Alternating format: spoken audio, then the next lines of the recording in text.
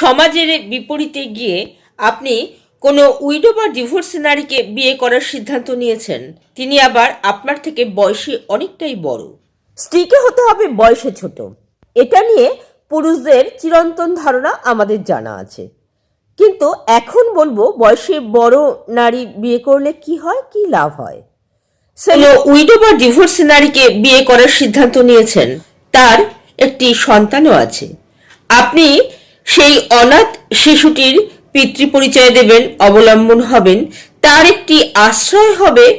এই সেন্স থেকে আপনি সেই উইডো বা ডিভোর্সি নারীকে এই যে বিয়ে করার সিদ্ধান্ত নিয়েছেন না, এটা অনেক বড় একটা কাজ, এ ব্যাপারে কোনো সন্দেহই নেই।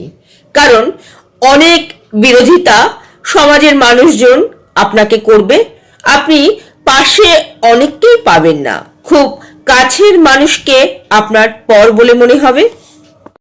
হতে পারে এত বড় মহান কাজ করার জন্য ঈশ্বরের কাছে এত ভরপুর আশীর্বাদ আপনি পেলেন যে কোনো একদিন জিরো থেকে আপনি এমন একটা জায়গায় পৌঁছলেন, আপনার কোনো কিছুরই অভাব থাকলো না, না টাকা পয়সা, না মান সম্মান।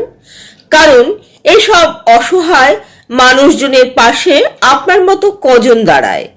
আপনি অনেক বড় মহৎ মহান একজন মানুষ, তাই ঈশ্বরের ভরপুর আশীর্বাদ আপনার উপর নিশ্চয়ই থাকবে। আর এই অনাথ অসহায় মানুষজনের পাশে দাঁড়ানোর জন্য তারাও চিরকাল আপনার কাছে অবশ্যই কৃতজ্ঞ থাকবে। তবে অসহায় অনাথদের প্রতি দয়া পরবশ হয়ে আপনি এই যে মহৎ কাজ করতে চলেছেন, তার আগে 100 বার ভাববেন সেই ডিভোর্সি বা উইডো নারীটি দিনদার কিনা বা কোয়ালিটি সম্পন্না কিনা। তাহলে আপনি কোনোদিনই ঠকবেন না। যে মহান কাজ আপনি করলেন, ঈশ্বরের কাছে আপনি অনেক পুরস্কার পাবেন, যেটা আপনি কোনোদিন কল্পনাও করেননি।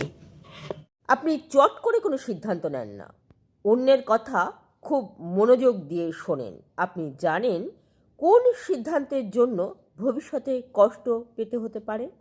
তাই এই ধরনের বয়সে বড় নারীকে বিয়ে করলে আপনি উপকৃতই হবেন।